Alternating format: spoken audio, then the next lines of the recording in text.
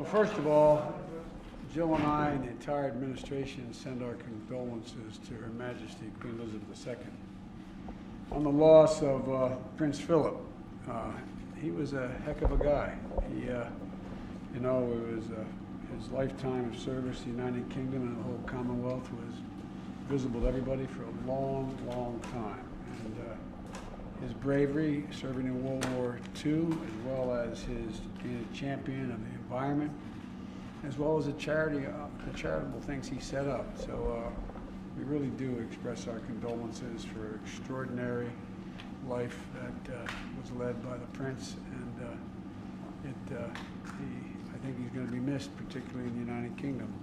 But 99 years old, he never slowed down at all, and which I admire the devil out of. And today we're meeting on we're having an economic briefing here with the team.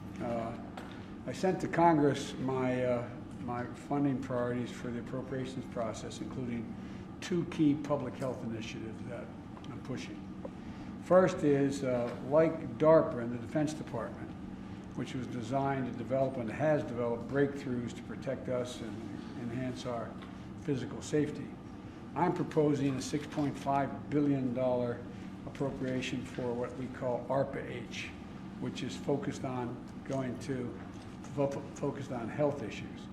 This is a pioneer breakthrough that we hope we can detect and treat and prevent diseases like Alzheimer's and diabetes and give us a chance to end cancer as we know it, because we'll focus exclusively on those items.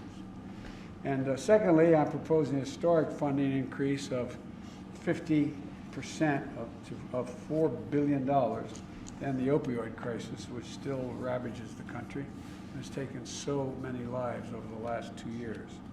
Resources both to states and to tribes for treatment as well as prevention. It also includes the single largest funding increase ever for Title I schools for disadvantaged schools, to lift up the millions of children in low-income families.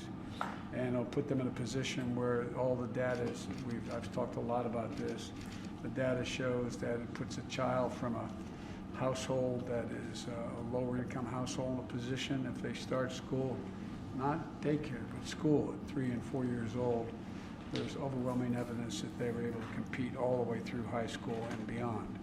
And so it doubles the funding as well for VAWA services, including resources to end the rape kit backlog. We've been working this for a long, long time, and we still have a backlog in the rape kit.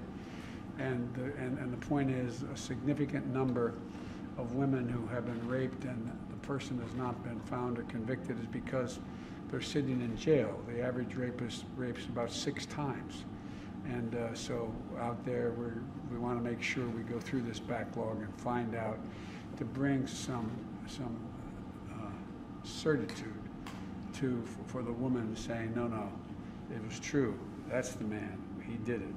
And it changes the whole perspective, all the hearings we held on that. And also, there makes major investments in the fight against climate change.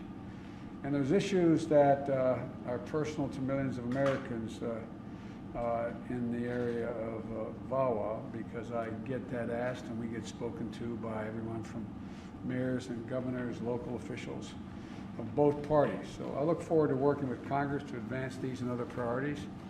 I think we're going to be able to get, I'm hoping we'll have some bipartisan support across the board. I've already spoken to some of my Republican colleagues about dealing with the infrastructure legislation we have up there, as well as other budget items. So we're going to work on, see if we get some bipartisan support across the board here, but that's what we're about to do now. We're going to talk about our economic priorities and we get the brief from the team here. But thank you all for coming.